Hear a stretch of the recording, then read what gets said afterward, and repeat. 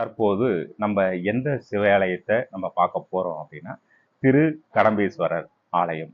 இந்த ஆலயம் எங்க அமைஞ்சிருக்குதுன்னு பார்த்தீங்கன்னா கடலூருக்கும் பாண்டிச்சேரிக்கும் இடையில கிர்மாம்பாக்கத்துக்கும் கன்னி கோயிலுக்கும் நடுவில் காட்டுக்குப்பம் என்ற பகுதியில இந்த கோவில் அமைஞ்சிருக்குது.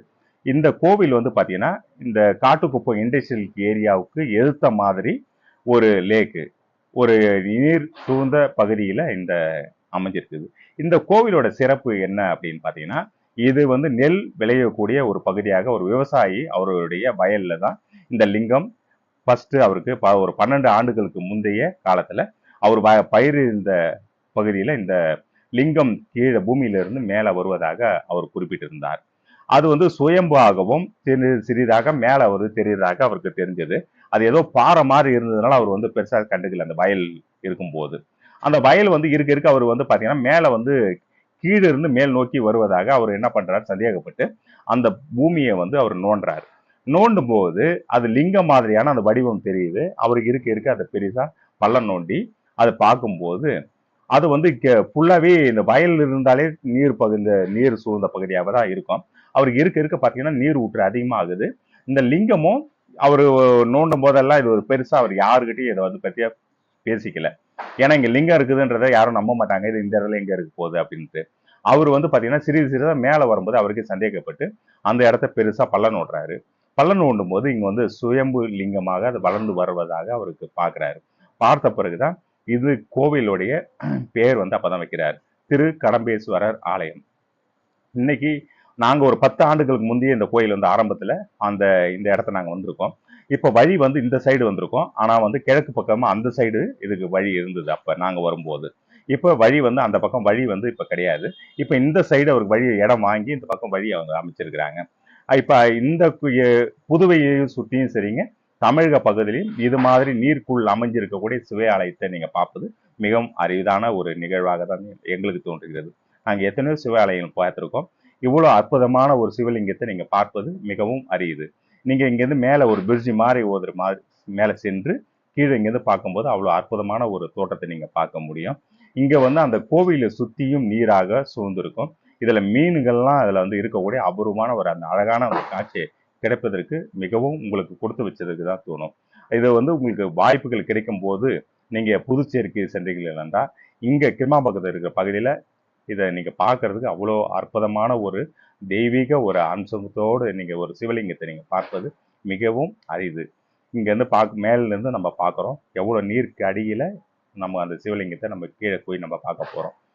எந்த ஒரு கோவிலுக்கு சென்றாலும் அங்க உங்களுக்கு தெய்வீக பக்தி உங்களுக்கு மனதில் வருகிறதோ இல்லையோ அந்த இடத்துக்கு செல்லும் போது உங்களுக்கு தெய்வீக உணர்வு ஆட்டோமேட்டிக் வரணும். அதுதான் அந்த இடத்துக்குடைய வைப்ரேஷன் சொல்லுவாங்க. அது இயற்கையாகவே அந்த வைப்ரேஷன் வருவ இடம் தான் அது பவர்ஃபுல் ஒரு ஆலயமாக அது அமைஞ்சிருக்கும். நீங்க இந்த ஆலயத்துக்கு நீங்க சென்றீர்கள் என்றாலே உங்களுக்கு அந்த வைப்ரேஷன் இருப்பது உங்களுக்கு உணர்வுமாக நீங்க அற்புதமான ஒரு சூழ்நிலையை நீங்க உங்களுக்கு கண்ணுக்கு தெரியும். நீராய் உருகினேன் சிவனை கண்டே கல்லாயிருந்தேன் என்னை கனியாய் மாற்றினாய் சொல்லாய் சொல்லாய் சிவனே என்று சொல்லாய் சொல்லியது மந்திரம் சொல்லியது மந்திரம் மனவேதனை தீரும் திருநீரை சுவைத்தேன் தேகநலன் கண்டேன் ஐந்து பூதங்களின் அரசே என்னில் உணர வைத்தாய் நீயே நம சிவாய என 5 எழுத்தில் மறைந்திருந்தாய் அறிந்தது ஒன்று அறியாதது பல என உணர்த்தினாய் நீயே.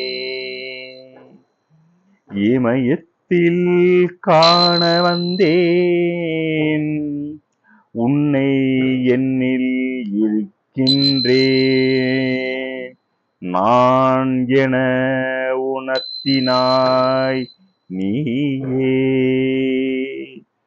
சிவனை காண துடித்தேன் என்னை கடந்து சென்றாய் நீயே. நீராய் உருகினேன் சிவனை கண்டேன். நமசிவாய. கோவிலுக்கு பார்த்தீங்கன்னா கட்டட பணி அப்படியே பாதியிலேயே விட்ட ஒரு சூழ்நிலையில் தான் இங்கே இருக்குது. அதே மாதிரி இந்த பாடல் வந்து நானே தான் இயற்றி பாடியது இந்த பாட்டும். இது உங்களுக்கு இங்கே வாய்ப்பு கிடைக்கும் போது உங்களால் கிடைக்கக்கூடிய இந்த பண உதவி ஏதாவது பொருள் உதவி நீங்கள் செஞ்சீங்க அப்படின்னா இங்கு விட்டு குறையாக இந்த கோவிலுடைய திருப்பணி அப்படியே இருக்குது. அதை நீங்கள் யாராவது வரக்கூடியவங்க இந்த கோவிலுக்காக நீங்கள் ஏதாவது கொடுத்து உதவினீங்க அப்படின்னா இந்த கோவில் முழுமையாக ஒரு புதுச்சேரிக்கு ஒரு ஆன்மீக சுற்றுலா தலம் இது புதுச்சேரி. அந்த புதுச்சேரி சுற்றுலா தலத்தை இன்னும் பார்த்தீங்கன்னா இந்த ஆன்மீக கோவிலை நம்ம ஒரு சிறப்பான ஒரு கோவிலாக அமையணும் அப்படின்னா உங்களால் முடிஞ்சது யாராவது பொருள் உதவியும் இல்லை நீங்கள் பொருளாவது யாராவது இந்த கோவில் நிர்வாகத்துக்கு நீங்கள் யாராவது டொனேட் பண்ணீங்க அப்படின்னா இந்த கோவிலை வந்து இன்னும் வரக்கூடிய காலங்களில் சிறப்பாகவும் அமையும். இந்த சுற்றி இருக்கக்கூடிய இந்த காட்டுக்குப்பம் இந்த பகுதி இன்னும் மேலோங்கி ஆன்மீக பூமியாக அமைவதற்கு இது ஒரு சிறப்பு ஒரு ஊன்றுகோலாக எங்களுடைய யூடியூப் வழியாகவும் உங்களுக்கு இது தெரிவித்துக் கொள்கிறோம்.